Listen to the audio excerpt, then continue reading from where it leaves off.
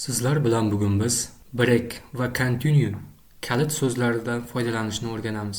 Break va continue kalit so'zlari faqatgina takrorlash operatorlari bilan ishlatiladi.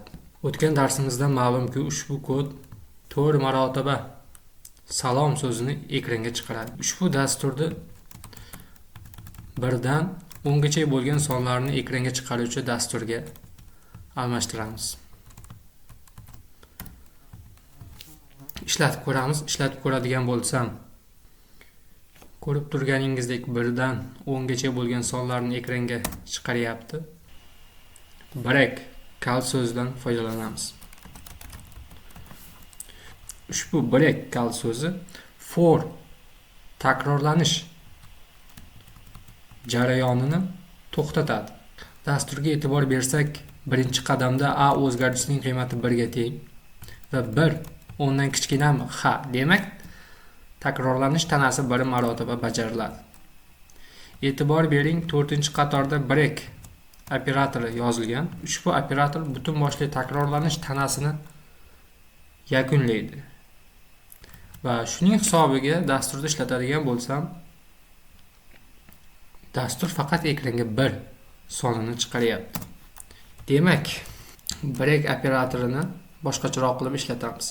Agar a ning qiymati 6 ga teng bo'lsa, u holda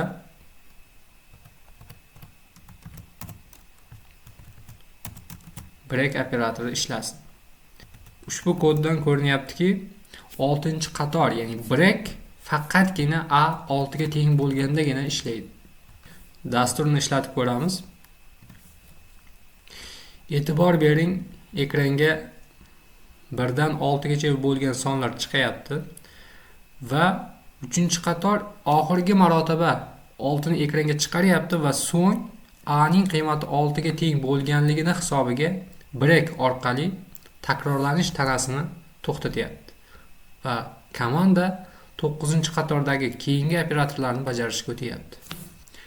Break kalit so'zi bizga o'zimizga kerak bo'lgan paytda takrorlanish tanasini yakunlashga yordam beradi ekan. Aksincha, break operatori bo'lmaganda edi, u holda for takrorlanish operatori o'z tanasida 10 marotaba bajargan bo'lar va ekranga 1 dan 10 gacha bo'lgan barcha sonlarni chiqarar edi. Continue takrorlanishning ayni bir qadamini o'tkazib yuboradi va keyingi qadamdan davom etadi. Misol uchun, agar a teng bo'lsa 6 ga, u holda continue, ya'ni agarda a o'zgarishning qiymati 6 ga teng bo'lsa, u holda takrorlanish tanasini yakunlaydi, faqat shu qadam uchun. Ammo bundan keyingi qadam davom etaveradi. Ishlatib ko'radigan bo'lsam, ekranga 1 dan 10 gacha sonlar chiqayapti, ammo orasida 6 yo'q. Nega? Chunki a o'zgaruvchisi 6 ga teng bo'lib qolgan payti 5-qator continue kalit so'zi ishga tushdi va takrorlanish tanasini faqat shu a 6 ga teng bo'lgan qiymati uchun yakunladi.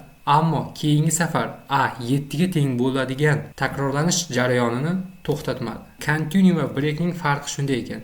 Break umuman takrorlanish tanasini tugatadigan bo'lsa, continue faqatgina shu qadamni yakunlaydi va yakunlagan taqdirda ham o'zidan keyingi operatorlar uchun yakunlaydi. O'zidan oldingi operatorlar ishlashda davom etadi.